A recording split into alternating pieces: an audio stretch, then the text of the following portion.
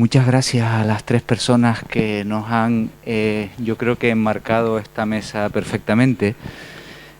Ahora María nos presentará a las cuatro personas que tenemos la suerte de que nos acompañen hoy, porque creo que nos podrán dar una visión amplia de lo que puede haber sido el sector sanitario y sociosanitario durante toda esta crisis. Crisis de la que, decía alguno de los ponentes, no ha terminado, no podemos todavía permitirnos el lujo de parar. Desgraciadamente hablábamos antes con Mar que los datos a nivel asistencial están empeorando. A nivel, tenía aquí unas cifras de cómo van el número de personas contagiadas, el número de personas que eran en torno a 5 millones en España. Déjame que lo confirme para no decir los datos mal. En torno a 30 y pico millones en Europa, muchísimos millones más a nivel mundial. Lo cierto es que esta pandemia está lejos de irse.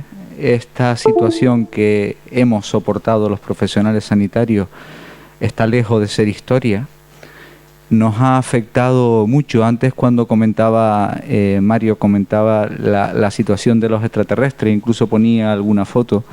Yo no podré olvidar la noche que nos ingresaron a nosotros 26 personas procedentes de una residencia de ancianos, que lo comentamos María y yo, decíamos, nos sentíamos como unos seres extraños que estaban recibiendo a personas extrañas que llegaban a un sitio extraño con una sensación de que van a morir y ni siquiera ven una cara, sino ven a unos astronautas vestidos de azul o de blanco y no veían personas. Y nosotros sí veíamos a personas. De hecho, había caras de pánico, caras de incertidumbre.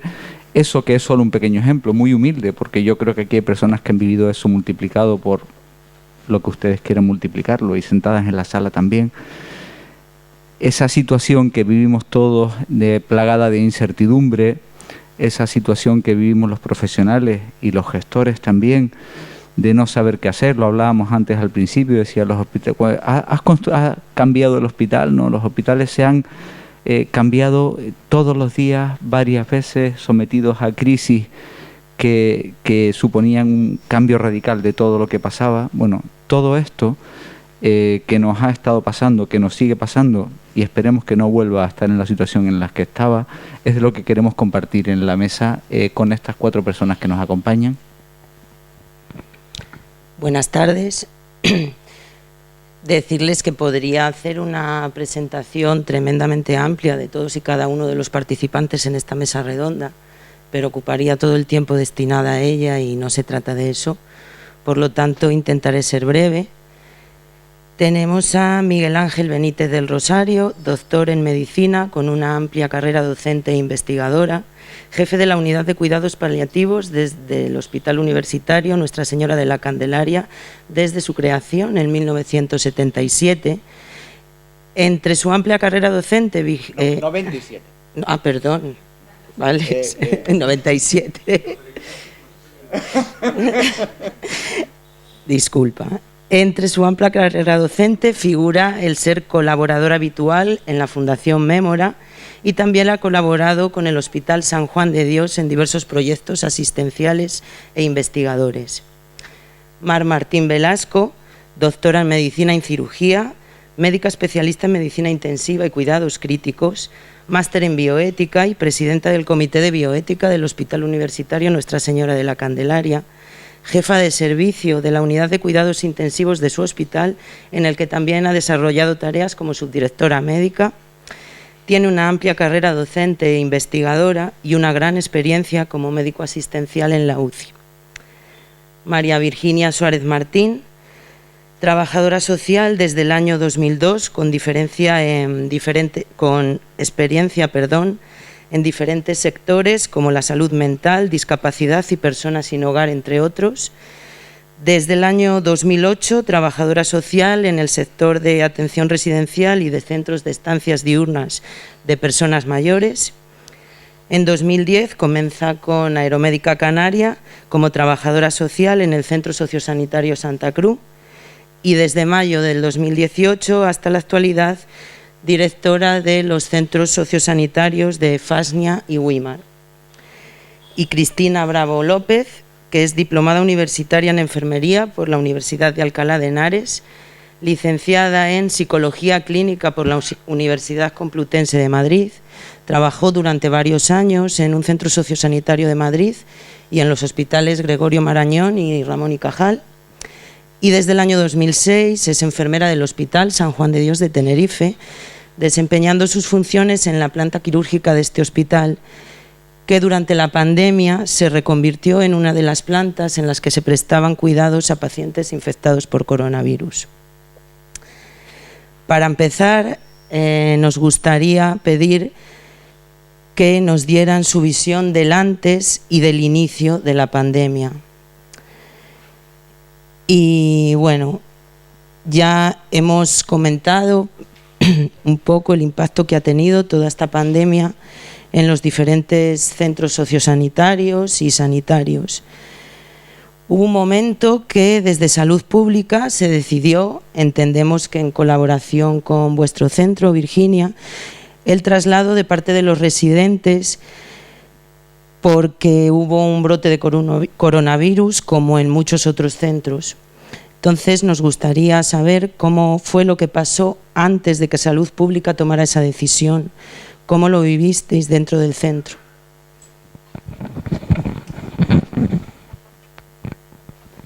Buenas tardes a todos y a todas.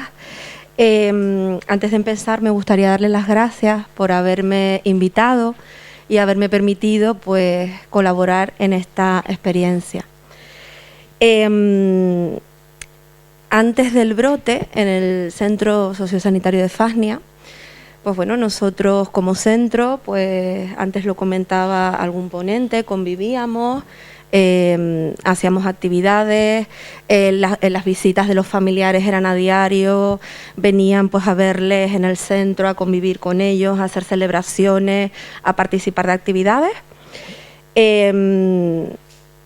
A principios del mes de marzo, desde Aeromédica, viendo un poco cómo se estaba desenvolviendo toda la situación con el tema del avance de la pandemia, sobre todo en la península, en algunas comunidades autónomas, pues empezamos a trabajar sobre nuestros propios protocolos para intentar pues prevenir los contagios en los centros y saber un poco pues cómo actuar para hacer frente a esas situaciones. Pese a eso, nos llegó el brote. Nos llegó el brote y nos llegó pues con muchas personas contagiadas, ¿vale? Tuvimos un primer paciente, que fue el paciente con el que se originó el brote, ¿vale? Que fue un paciente que viene desde el hospital universitario, ¿vale? Y que viene pues porque se nos indica desde el Servicio Canario de Salud que hay que empezar a desocupar las camas en los hospitales porque la situación que se prevé con la pandemia pues va a necesitar pues que haya camas libres para atender las urgencias que se puedan generar y demás. Los pacientes nos vienen supuestamente con todas las garantías, con las pruebas hechas, con informes donde indican que no han estado en contacto con personas contagiadas o personas que padezcan la enfermedad. Y bueno, así pues pasan los días desde el ingreso de este paciente, el día 14, donde llevamos a cabo pues control de síntomas y demás. Y de repente, un 24 de marzo, recibo la llamada de una compañera que me indica que le han hecho una PCR a este señor y que bueno, que el resultado pues es positivo. En ese momento pues las sensaciones son muchas. No te lo puedes creer, me estás hablando en serio, se trata de una broma, ¿qué está pasando? Si es que no puede ser, si es que además este señor no tiene ningún tipo de síntomas, está perfectamente, nunca ha tenido ningún pico de fiebre, no ha presentado dificultad respiratoria, nada. Bueno, pues ¿qué hacemos? Pues ahí empieza un poco todo, ¿no? Empezamos, pues lo primero, reunir al personal, qué vamos a hacer, cómo vamos a actuar, cómo vamos a hacer con el centro, y ya después de establecer esas líneas básicas y primeras de actuación, ya empezamos a coordinarnos pues con salud pública. Con salud pública, también con la directora del área de salud de la zona, y un poco nos van diciendo, lo primero, les vamos a hacer PCRs a todos, trabajadores, todos los usuarios, porque tenemos que ver cuál es el alcance del brote, ¿vale? 2 días después o 3 días después sabemos ya por fin que tenemos un total de 26 usuarios contagiados y 16 trabajadores. Los resultados no fueron todos a la vez, o sea, fueron a cuentagotas, poco a poco. Era el primer brote que había en Canarias y bueno, se iban sucediendo diferentes llamadas. En unas te decían vamos a derivar a los usuarios a hospital, en otras te decían que no, y así estábamos, ¿no? Bueno, pues finalmente recibí una llamada y me dijeron, Virginia, tranquila, vamos a derivar a todos los usuarios que están contagiados a San Juan de Dios. Bueno, pues ahí ya las sensaciones y las emociones se desbordaron y ahí pues respiré tranquila y dije, venga, vamos a poder con esto. Vale, nada, ese día fue, bueno, todos esos días desde que me lo comunican, pero ese día en especial, pues comenzamos a trabajar todo el equipo, a preparar informes, a identificar a los usuarios que iban a salir, a preparar listados de qué usuarios estaban compartiendo habitación, porque era algo también importante para que el lugar donde llegaran, pues si fuera posible, estuvieran juntos para por lo menos tener a alguien conocido cerca. Y bueno, después de ahí, pues en el centro, una vez que los usuarios fueron saliendo poco a poco, estuvieron toda una noche derivándoles, que las ambulancias venían y bueno, sacándoles toda esa noche del centro. Ya después pues lo que empezamos ya fue pues con temas de desinfección del centro, gracias a la UME, el tema de seguir trabajando con los que teníamos en el centro, seguíamos con los controles de PCR, porque claro, o sea, hasta el momento solamente habíamos tenido esos positivos, había que seguir controlando si había más contagios, porque al final, pues bueno, nuestros usuarios pues son usuarios que tienen deterioro cognitivo, que se hacía muy difícil cumplir con ellos las medidas preventivas porque muchas veces no las entendían o se las explicaban pero las olvidaban, había que volver a insistirles. Y entonces, pues bueno, fue una carrera de fondo.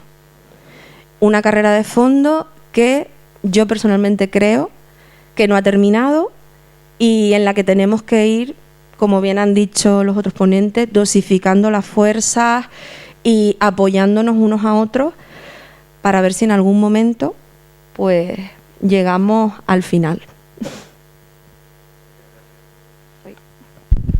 Muchas gracias, Virginia. Volveremos ahora en el qué pasa a partir de ahora. Bien. Miguel Ángel, ustedes en la unidad de cuidados paliativos están, como ya nos comentaba Mario, gracias por hacer la labor de friki, están acostumbrados, como contaba muy bien y además cargado de emoción, Mario Cortés, que es como yo creo que más impactan las cosas cuando se les añaden emociones, nos comentaba que ustedes tienen herramientas para lidiar con procesos de fase final de la vida y que todo ello obviamente está muy vinculado a una interacción personal muy cercana con la familia, con la persona afectada por la enfermedad que tiene previsiblemente un final cercano en el tiempo y ya claramente orientado hacia él.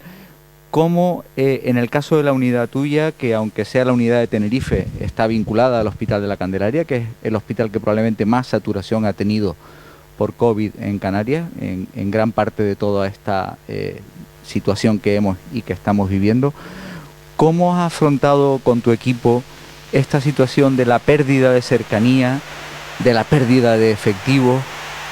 ¿Cómo has gestionado, cuál ha sido el caldo de cultivo de todo esto en esta situación?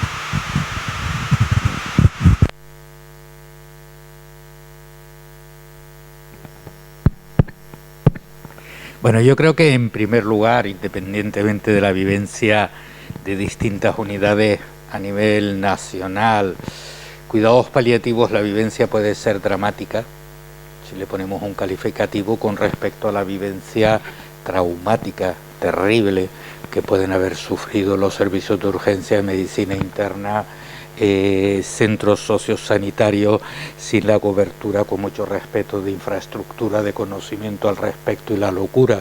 Entonces es terrible frente a dramática. Dramática indudablemente es hacer en todo un acompañamiento perdiendo el elemento más básico, más importante del propio acompañamiento de la comunicación, que es la comunicación no verbal.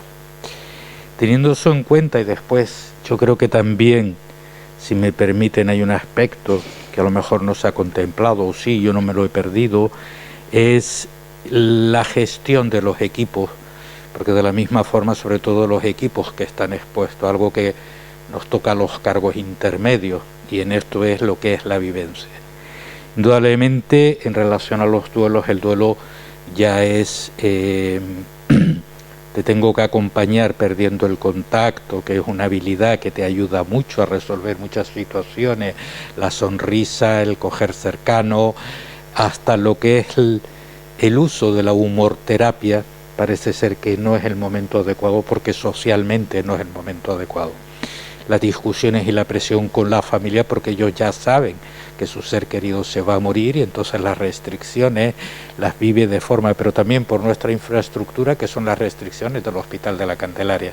Es una unidad especial, sale normativa en que pueden estar acompañados, todo eso genera indudablemente una situación dramática, pero además con la vivencia del profesional. Y en la vivencia del profesional, el profesional tiene miedo. Hay que cuidar mucho al profesional que tiene miedo, porque puede ser algo que te estalle en el equipo y que te hunda todo el equipo, y que hay determinadas emociones que se tienen que controlar delante del tema de los pacientes.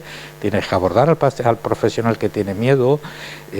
Todo el mundo tiene capacidad o tiene derecho a coger, reaccionar, y hay gente con mucho miedo, con niños que no sé qué, que no entran en ningún tipo de discurso, y que no te queda más remedio de decir, a ver cómo me las arreglo con todo eso, pero te tengo que sugerir y pedirte por favor que te cojas la baja, porque es que si no vas a hundir al equipo.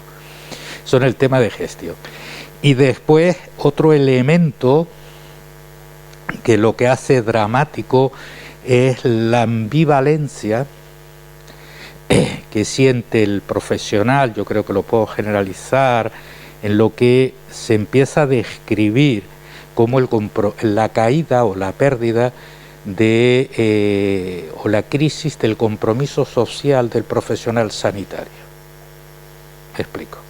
Yo estoy aquí exponiendo mi vida y la de mis seres queridos, cuando estoy trabajando con gente que es negacionista, con gente que no se vacuna, con gente que sale de marcha y que sale a todo eso, y coges y te contaminas para después venir a mí. Todo eso, más gestionar presiones, porque mi padre se está muriendo y tenemos que ver 5, y tú dices, pero por el amor de Dios, más después el poderse acercarte a los seres queridos, al hacer el acompañamiento, en el fondo es dramático. Nosotros no hemos tenido, o afortunadamente, no hemos estado expuestos a situaciones terribles que han vivido los compañeros más de ayuda. ¿Ha afectado a todo el mundo? Sí, ha afectado. ¿Cuál es una de las grandes secuelas que puede haber? Que yo no sé si está empezando a aparecer. Yo creo que es parte de la crisis del compromiso social de los profesionales sanitarios. Es decir, que hasta cierto punto es una quimera eso que nos han vendido, que tenemos que dar la cara, dar el primer paso, salvar a todo el mundo olvidándonos de nosotros. Cuando la sociedad ya no aplaude, sale de marcha porque todo el mundo tiene derecho, porque los estudiantes se van de marcha porque le han robado 2 años de su vida, y nosotros seguimos expuestos a lo primero, y no te puedes quitar de en medio. No sé si te respondo. Sí, me has respondido, pero volveremos ahora a esa última parte en la que casi estás enfrentando al qué pasa a partir de ahora. Mar, los intensivistas eran esas personas que, salvo las personas que trabajamos en hospitales, formaban parte de algo que casi no existía. Solo aquellas familias y personas afectadas que tenían la desgracia de tener una enfermedad grave que les llevaba a una situación crítica, les conocían. En este último año y medio largo, se han convertido en la cara entrevistada en medios de comunicación, en redes sociales, han pasado a la primera de la primera línea, tanto para lo bueno como para lo malo. Mucho elogio al principio y a lo mejor no tantos elogios después, alguna vía judicial abierta sobre cómo se tomaron las decisiones en los momentos iniciales, y situaciones que la verdad es que han ido cambiando casi del blanco al negro en estos últimos meses.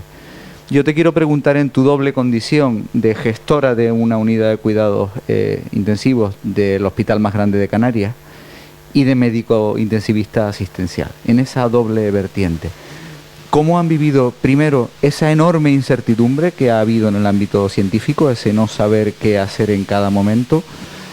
No te voy a preguntar por las decisiones de si entraba o no en la UCI un paciente, porque eso yo creo que ya es difícil aportar algo que no se haya dicho, pero sí, si tú quieres, ¿cómo se vivió esto desde el punto de vista de una unidad seguro cambiante? Porque han hecho miles de cambios, algo conozco de lo que ha pasado en tu organización, y te han, no sé si deconstruido, destrozado y revuelto a rehacer y vuelto a cambiar la unidad. ¿Cómo se vive esto desde el punto de vista de la gestión y cómo se vive desde el punto de vista asistencial de todo el equipo? A ver, y los intensivistas, yo creo que hemos muerto de éxito, y yo creo que es la mejor definición. Hemos hecho lo que hemos podido con los recursos que teníamos. Nosotros estamos muy entrenados porque nuestra formación es así, y hace un rato he hablado con un compañero que se ha formado como intensivista. Nosotros estamos acostumbrados a gestionar recursos escasos. Las camas de UCI siempre son un recurso escaso, y en nuestra formación como intensivista siempre está en no tenemos camas para todo el paciente que puede potencialmente necesitar esa cama. Hay que gestionarla de tal manera que siempre tengamos cama para el que la pueda necesitar. En este caso no podíamos dimensionar cuántos pacientes iban a poder necesitar nuestro recurso.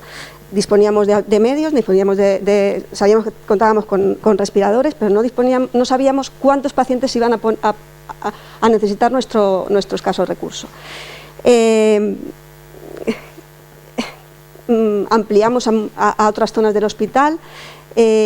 No sabíamos nada de ese desconocimiento absoluto. Afortunadamente, la Sociedad Española de Medicina Intensiva, desde que empezó la crisis, y nosotros empezamos a ingresar pacientes críticos el día 8 de marzo, que fue el primer día el paciente primero que ingresamos, ya se habían empezado a ingresar pacientes en la península, y la Sociedad Española de Medicina Intensiva hizo una red en la que nos puso en contacto a todos los jefes de servicio de intensivos del país, y en la que todas las semanas teníamos una reunión por videoconferencia, y todos iban contando su experiencia, con lo cual pues nos enriquecíamos mucho de qué estaban haciendo los demás y qué podíamos hacer nosotros.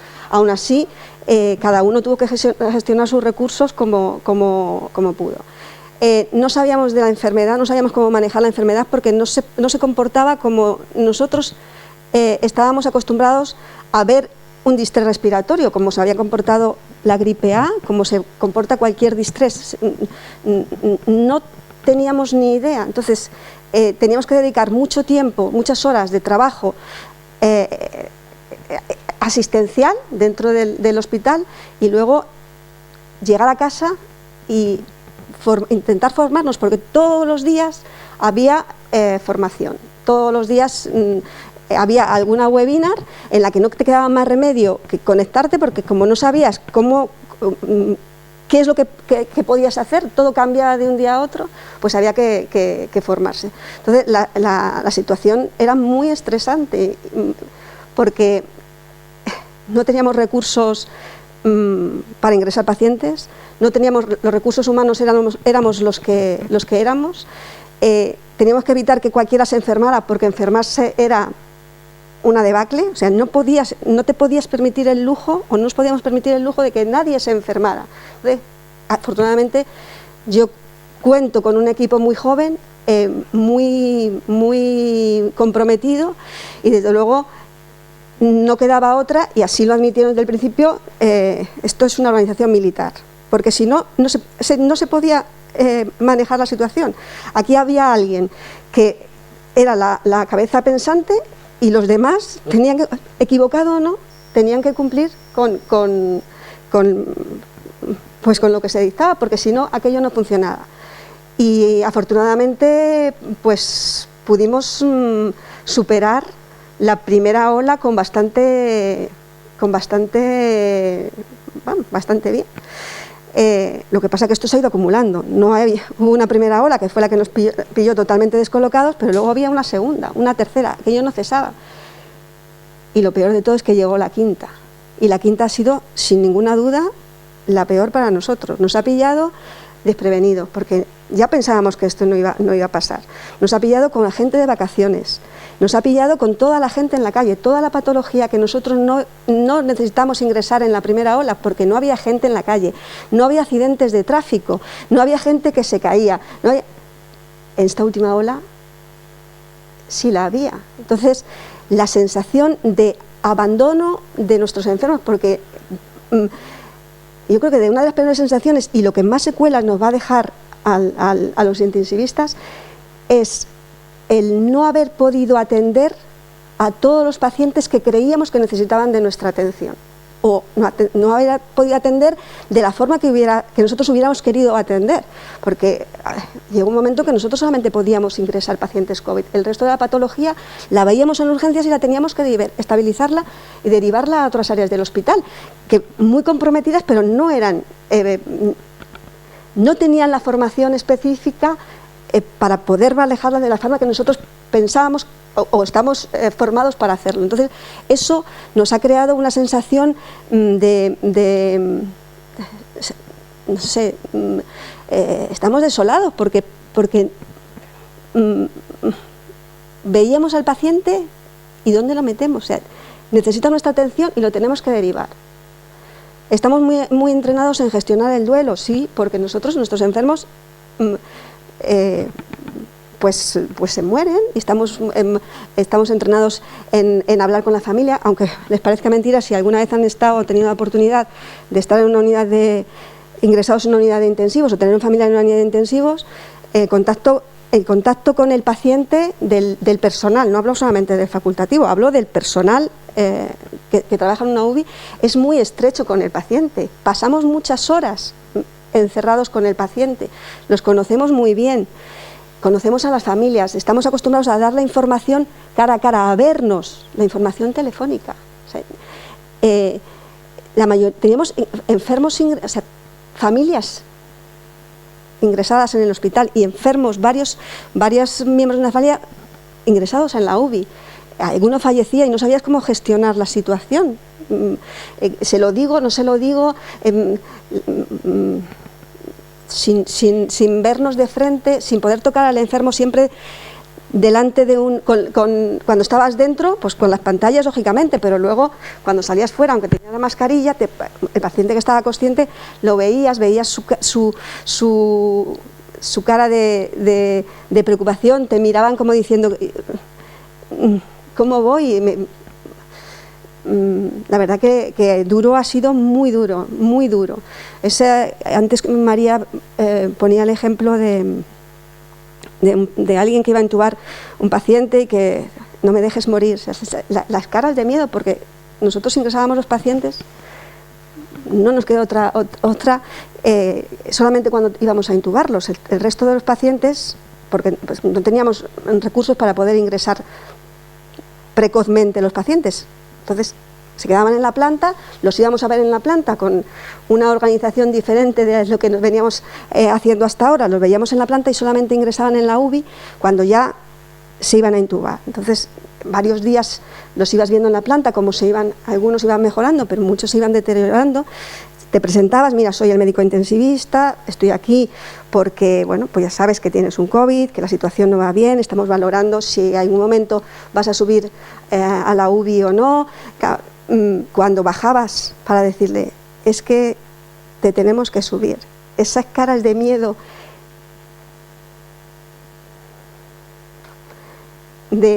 por favor no me dejes morir, no me quiero morir, tengo hijos. Eso ha sido muy fuerte, y y no un caso, sino dos. Cuando le ibas a intubar, te tengo que intubar, pero entonces me voy a morir. Vamos a intentar que no, estás aquí para evitar que no, y muchas veces sabías, mira, es que la verdad que ha sido duro, pero yo creo que lo más duro de todo es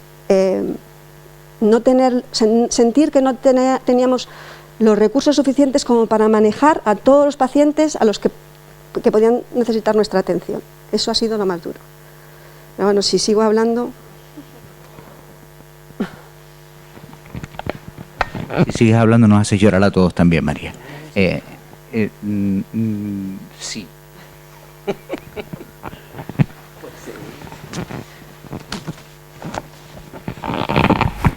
El riesgo más grande lo estamos corriendo hablando. Sí, pero todos nos llevamos FFP2 hoy. Bueno, Cristina, tú viviste el coronavirus desde el punto de vista profesional, como enfermera que trabajó en una planta de pacientes infectados por el virus, desde el punto de vista personal, como persona que ha pasado la enfermedad. Tú trabajabas en una unidad quirúrgica en la que empezó la pandemia con un descenso de la actividad. Fue evolucionando hasta que la actividad en esa unidad cesó por completo, convirtiéndose en una unidad de pacientes infectados. ¿Cómo viviste el cambio de funciones dentro de tu unidad? Y por otro lado, ¿qué sensaciones de todas las que hemos escuchado aquí a lo largo de esta tarde pasaron por tu mente, por tu vida?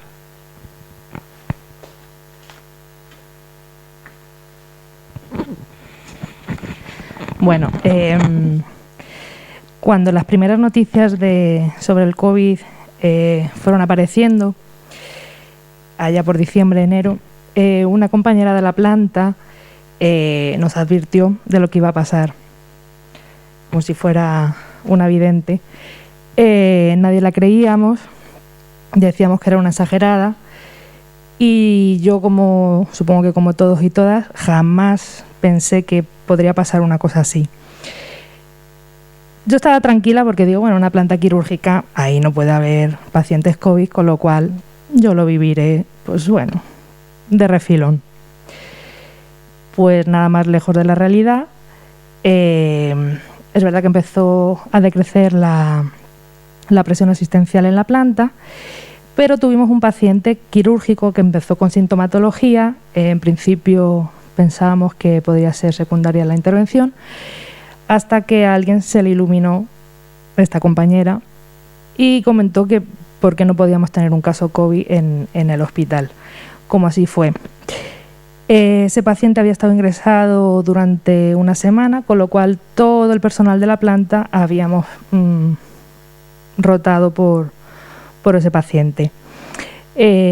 Cuando finalmente se supo que era positivo, en aquel entonces pues nos hacían cribados de PCR, se nos derivó al teléfono del Servicio Canario de Salud y bueno, a cada uno del personal pues se le dijo una cosa, y a mí se me consideró en ese momento que no había sido contacto directo y continuó trabajando, y el resto de compañeras y compañeros pues no, se quedaron en casa. Yo en ese momento lo viví con rabia, porque era mandarme a las trincheras y encima sin el equipo. La planta en ese momento pasó a ser planta COVID y encima hubo que crear un equipo de la nada. Se ha hablado mucho de la importancia de los compañeros y compañeras para sentirte arropado, pero resulta que tus compañeros y compañeras no estaban. De repente pasó a ser otra gente que pues podías conocer más o menos del hospital, pero con la que no habías trabajado o trabajado poco. Con lo cual al nivel de estrés y de miedo pues se le generaba más estrés de trabajar con gente que no conocías o conocías poco. Como ha dicho Virginia, ella respiró el día que le dijeron que mandaban sus 26 residentes al Hospital San Juan de Dios, y a nosotros se nos cortó la respiración ese día. Esa noche yo no trabajé el turno diurno, y me encontré de repente pues a un montón de personas que, como decía José Carlos, con caras de susto porque de repente les habían sacado de su casa y les habían enviado a otro sitio. Que una anécdota que me ocurrió por aquel entonces, a finales de marzo, era el cambio de hora, y recuerdo de estar atendiendo a una mujer, una compañera gaditana y yo madrileña, y no sé qué le pasaba en el reloj y decía algo de la hora y demás, y yo, ¡ay, que es que hemos cambiado la hora!, tal. Claro, ella se pensaba que la habían enviado a la península y que no, que ella era de Tenerife, y yo no entendía el porqué. Bueno, situaciones de ese tipo. Al principio fue un caos. Nadie sabíamos actuar, nadie sabíamos utilizar un EPI. El miedo, todo eso. Pero bueno, desde que empezó se protocolizó todo, vino algún personal del hospital a hacer un protocolo, zona sucia, zona limpia, y como decía la compañera, desde que se puso una orden militar, pues al final todo el mundo sabíamos lo que había que hacer y ya está. El primer miedo de trabajar con gente que desconocías, pues la verdad que se quitó, porque allí estábamos en las trincheras y o nos ayudábamos unos a otros o aquello no funcionaba. Y en ese sentido recuerdo trabajar bastante bien, y los compañeros que estábamos ahí pues íbamos todas a una y te ayudabas, y si alguno tenía un momento malo, pues ahí estaba el otro para apoyar. Fue un trabajo totalmente diferente al que yo estaba acostumbrada, claro, una planta quirúrgica, de repente una planta de medicina interna con COVID, personas vulnerables a las que yo estaba esperando a ver cuándo empiezan a empeorar y a morirse, pues no sabía lo que iba a pasar. Como han dicho los ponentes, está nuestro yo profesional y luego está el yo personal.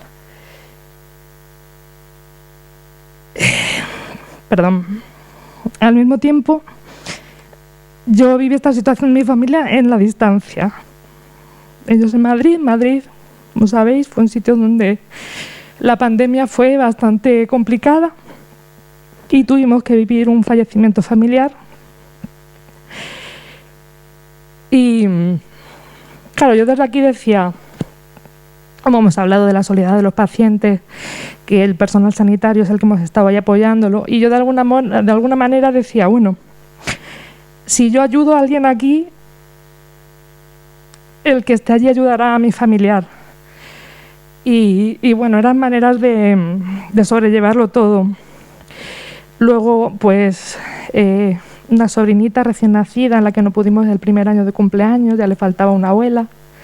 En fin, situaciones que se acumulan a tu yo profesional, y como decía la compañera, es muy difícil a veces diferenciar eso, y salir del hospital, te duchabas aquí, llegabas a casa, te volvías a duchar, pero era muy difícil separar todo eso, y más eso, viviendo la parte familiar en la distancia.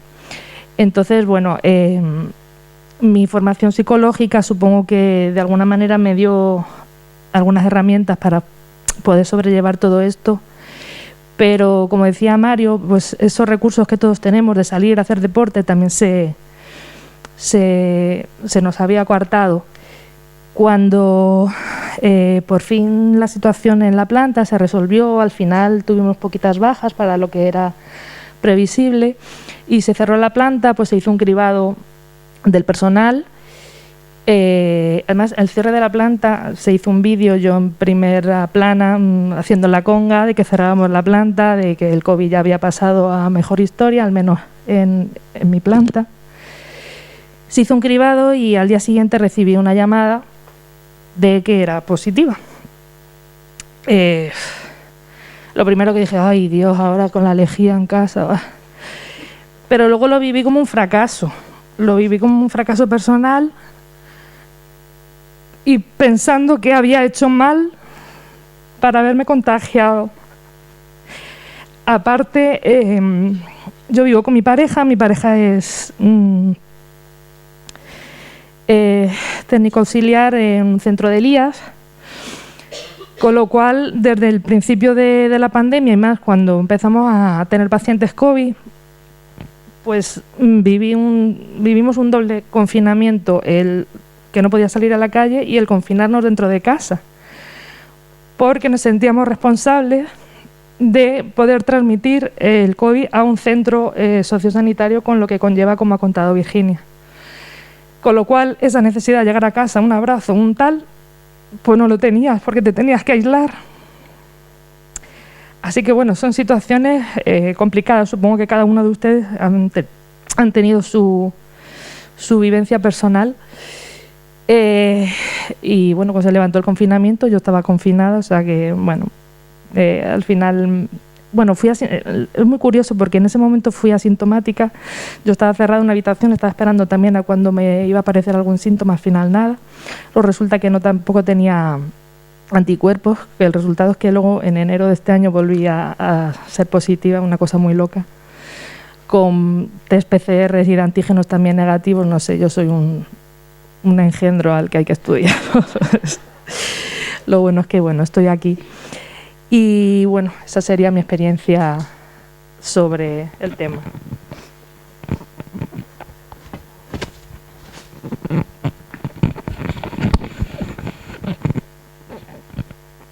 Muchas gracias.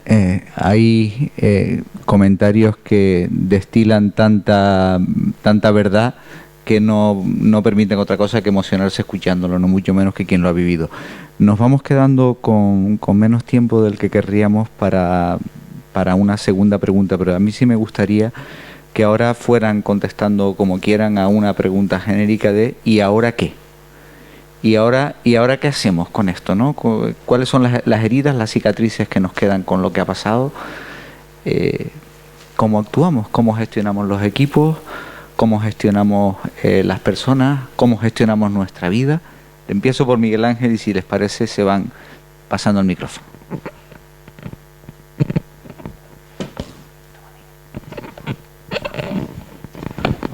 No tome.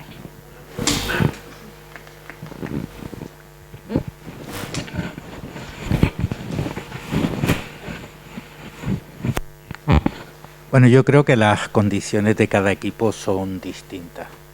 Nosotros, creo yo, desde mi perspectiva, por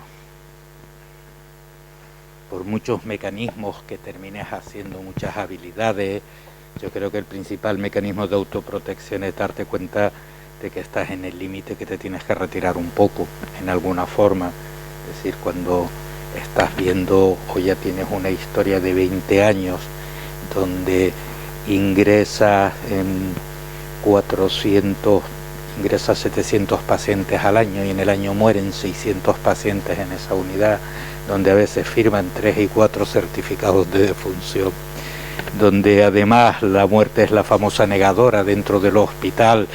Ya cuando aparece el de paliativos tenemos que oír, pero ya lo vas a sedar, y dice, no hombre, primero va a poner un poquito de morfina, después ya veremos si lo seda. Es decir, es todo muy complejo, y ahora en la etapa post-COVID nosotros no estamos aumentando el número de pacientes porque nunca nos cayó, y en aquella época la preocupación era de llegar y que se sintieran seguros en lo posible. Lo que decía, muchas veces proponía la posibilidad de ingreso porque es muy difícil ser capaz de buscar las complicaciones que tiene un paciente que se enfrenta a un cáncer en fase terminal una época.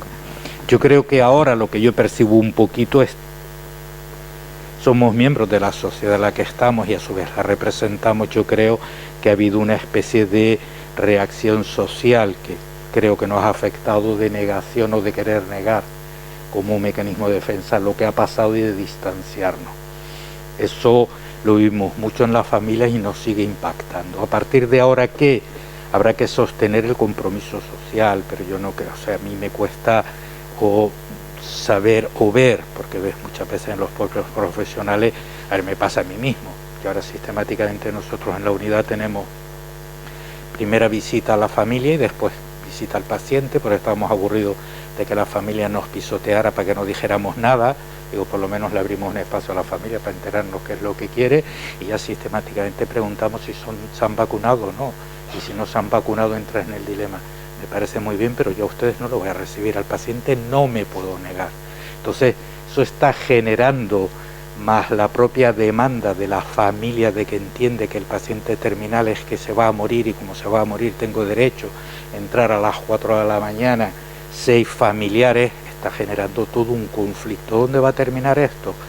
Pues acabaron los aplausos, seguimos con los mismos problemas. Cuando todo sea más o menos adecuado, pues imagino que nos hartaremos, haremos una huelga para que nos suban dinero o para que nos contraten más gente.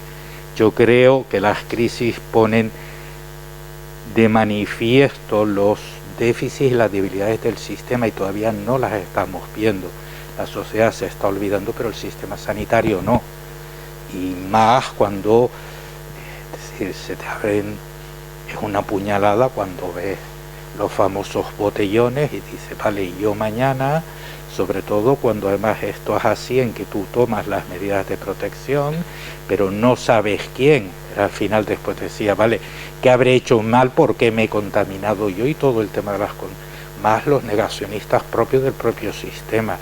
No sé, creo que el sistema sanitario va a reflejar la crisis de valores a nivel social, pero acrecentada, y sinceramente no sé dónde va a ir. Afortunadamente la unidad sigue siendo o manteniendo sus habilidades de acompañamiento, nos esforzamos, los profesionales se siguen volcando en todo ese acompañamiento, pero si ves cansancio, la fatiga de la compasión, que ya lo llevan los de paliativos encima, más todo esto, no tengo respuesta, salvo que intentemos negar todo y reconstruir algo a partir de que algo que no ha pasado, que no es la forma de coger y sanarlo. Ya estoy aquí. Bueno, pues yo no sé muy bien qué va a pasar. Nosotros estamos en la situación esta de vigilancia armada. No podemos relajarnos porque estamos viendo como de aquí a nada, ojalá nos equivoquemos y ojalá no sea así, pero volvemos a vernos en la misma situación, mucho más cansados y lo que tenemos claro, por lo menos en mi equipo, es que no podemos darnos el lujo de relajarnos. La gente no duerme, o sea, el principal problema que tenemos en el equipo es que no dormimos, estamos utilizando pastillas para dormir todos, se suma, pues hemos trabajado 65 horas semanales muchas semanas, o sea, una barbaridad. Hacemos guardias y eso la mayoría porque os he dicho que tengo un equipo joven y que yo soy la mayor del equipo, no tal, pero... Entonces, las guardias siempre descolocan un poco, producen trastorno del sueño, pero esto es un añadido tremendo. Y la sensación que hay en el equipo es de cabreo. Cabreo. La gente ahora mismo está enfadada. Y lo único que piden, o que me piden, porque me lo dicen continuamente, ¿qué va a pasar más si esto vuelve si volvemos a tener un pico como lo hemos tenido? ¿Dónde vamos a meter los enfermos? La gente no le preocupa trabajar más, no le preocupa ver menos a su familia, sí que quieren descansar ahora unos días en Navidad, pero sobre todo le preocupa eso. ¿Cómo vamos a tratar a los enfermos? ¿Dónde vamos a tratar? Y luego ya pues haremos nuestro duelo, pero es que no sentimos que sea el momento de relajarnos y de hacer el duelo. La preocupación es esa. Y luego, bueno, sí que es verdad que hay cosas que yo creo que hay que cambiar, por lo menos en una de las cosas que yo detecté enseguida que no podía ser. Es fantástico lo de las videollamadas, lo del Zoom, me parece fantástico, pero hay veces que eso no es suficiente. Las reuniones del equipo tienen que ser presenciales. Mascarilla, FP2 todo el mundo, pero las reuniones, yo antes de que la gerencia aceptara, y es así, o sea, que pudiéramos reunirnos era la única forma de sobrevivir, ¿eh?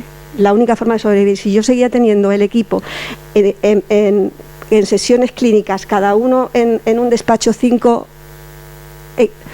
no íbamos a sobrevivir. Entonces había que arriesgarse y afortunadamente nos ha salido bien. Nosotros no nos hemos contagiado, contagiado del personal médico, somos 35 y solo hemos tenido 2 contagios. El personal de enfermería es mucho más, somos como 160 y sí que ha habido algún contagio más, pero el personal médico no, y yo he mantenido las sesiones clínicas. Entonces, el mantener el equipo, el poder compartir, fíjate lo que me ha dicho este paciente que iba a intubarlo y lo que me ha dicho, y el tener el compañero al lado, eso nos ha servido muchísimo de apoyo. Y otra de las cosas que yo tampoco comparto y que yo entiendo que tendrá que ser así, pero es la visita. Tú no puedes tener un enfermo crítico si está despierto, porque otra cosa es que esté dormido, esté sedado y que no se entere. Si el enfermo está despierto, tú no puedes tener, es que no puede ser, tú no puedes tenerlo sin visita, sin que por lo menos a través de un cristal vea que no la han abandonado, que ahí está su familia, que todavía sigue teniendo contacto con el mundo, porque muchos no pueden hablar, porque algunos, si están conscientes, pueden utilizar el teléfono, que les dejamos, utilizar el teléfono sin ningún problema, pero muchos no pueden hablar. Entonces, no se puede mantener a la familia lejos del paciente, porque eso es parte de su proceso de curación. Entonces, por ahí, ¿qué va a pasar? Pues no sé qué va a pasar. Nosotros somos conscientes de que no podemos enfermarnos y que tenemos que seguir asumiendo el papel que estábamos asumiendo. Lo único que pedimos es que nos dejen hacerlo. Y nada más.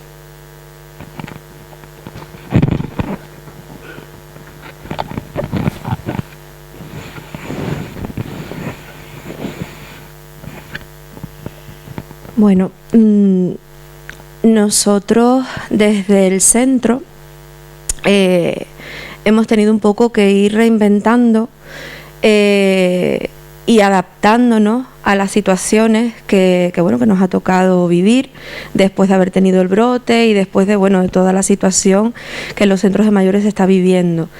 Como decía la compañera, el contacto con la familia de las personas que viven en mi centro, que son personas mayores con deterioro físico, con deterioro cognitivo, es algo muy, muy importante para la familia y para los propios usuarios que están en esa fase de vida en la que encima están viviendo en un sitio que no es su hogar, no es su casa, y hemos tenido que readaptarnos y reinventarnos. Hemos puesto servicios de videollamadas para hacer videollamadas con los familiares.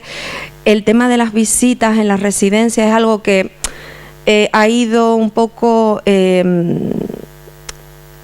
según las normas que nos han ido dando desde la administración pública, ¿vale? Pues adaptándonos por niveles, por si el usuario está vacunado, si no está vacunado, y hemos intentado que todo el mundo reciba visitas, que si por lo que sea la familia no puede venir hasta el centro, porque Fania en este caso queda un poquito más alejado y demás, y ahí no hay mucha conexión de transporte público y hay familias a las que a lo mejor les cuesta llegar hasta arriba, pues el tema de esa conexión con la videollamada, de que también los profesionales que trabajan en el centro, la trabajadora social, la psicóloga, la animadora del centro, también que sirvan de conexión con la familia, con el usuario, para comentar cosas que necesitan y demás, porque creemos que es algo muy importante. Nosotros hemos estado un montón de tiempo en nivel 4 aquí en Tenerife, y en ese nivel las visitas no estaban permitidas, se suspendían en los centros. Entonces ese sentimiento de soledad, de desolación, había un poco que cubrirlo de alguna manera, y la manera era un poco esa. Además también todas las actividades, el personal siempre volcado también con las personas, con atenderlas, con preocuparse y tener en cuenta pequeños detalles que ellos conocen y saben que son importantes para las personas que viven en el centro. y un poco pues en eso estamos en los centros ahora mismo. En el caso de Fania, pues seguimos trabajando, Fania y Wimar los dos, pero Fania pues me centro más siempre porque fue el sitio donde pues tuvimos esta situación.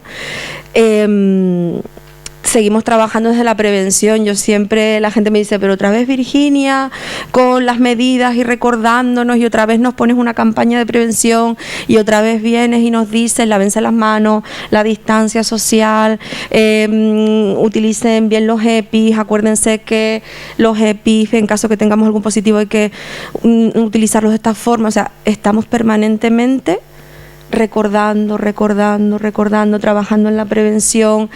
Y después otra cosa que es súper importante, que tenemos también ahora y que en el momento que tuvimos el brote no tuvimos, y creo que es súper importante, es la figura de la enfermera de enlace de apoyo al COVID para los centros sociosanitarios, ¿vale? Tenemos una figura de referencia en cada centro, pues nos llaman todos los días, nos preguntan pues cómo estamos, si tenemos EPI, si hemos dado pues esas formaciones de recordatorio al personal, si hacemos campañas de prevención, nos preguntan pues si tenemos gente derivada a hospital, el por qué, nos facilitan incluso el tema de realización de PCR a trabajadores, a usuarios que puedan presentar síntomas.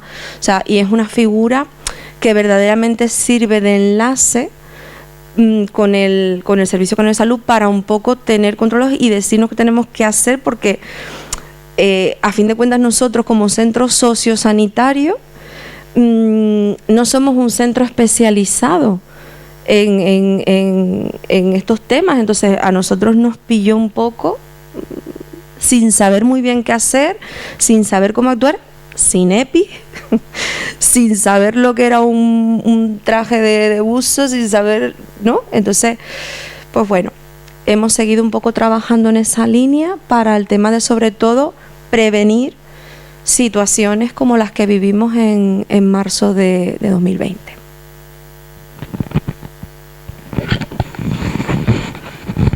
Bueno, la planta quirúrgica volvió a su normalidad. Es verdad que es la única planta en el hospital que, a pesar de la bajada de niveles, no hemos tenido todavía visitas. La tranquilidad también de que todo paciente quirúrgico viene con una PCR negativa, a excepción de las urgencias, que se les aísla pues hasta que se conoce el resultado, que la gran mayoría ha sido negativo. O sea que bueno. ¿Qué me espero en el futuro? Bueno, en el caso de que volviera otra ola, que la planta quirúrgica se volviera a convertir en planta COVID o algo, bueno, ya no nos pillaría en bragas como la primera vez, ya tendríamos ciertos conocimientos, pero es verdad que a nivel mental sería como, por Dios. Aunque es verdad que no hemos terminado de salir nunca, pero sería un mazazo grande. Pero bueno, es lo que nos ha tocado. Miguel Ángel, ¿pedías comentar algo?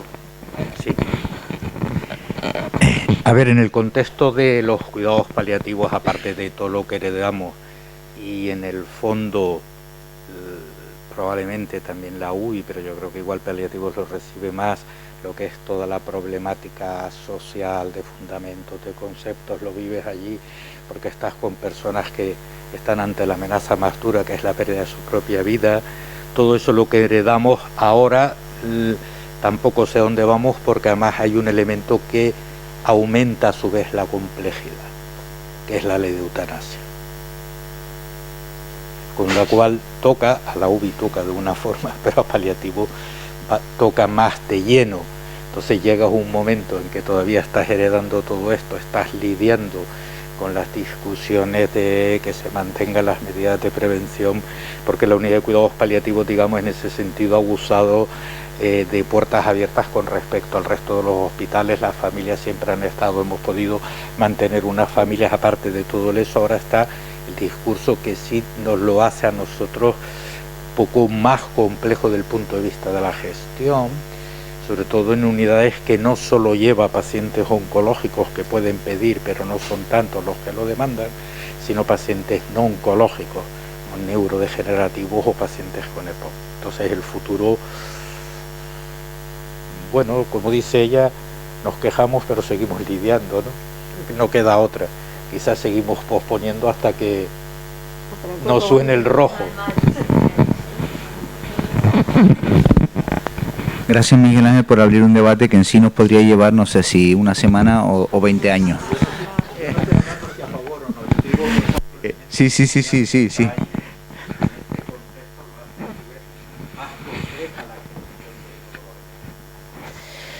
Pues muchas gracias a los cuatro. No sé si alguno quiere añadir algo más.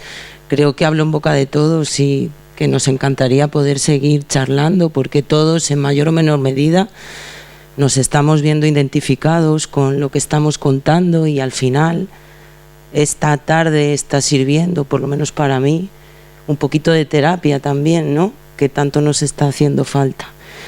Pero el gran enemigo del tiempo hace que tengamos que cortar aquí esta mesa redonda.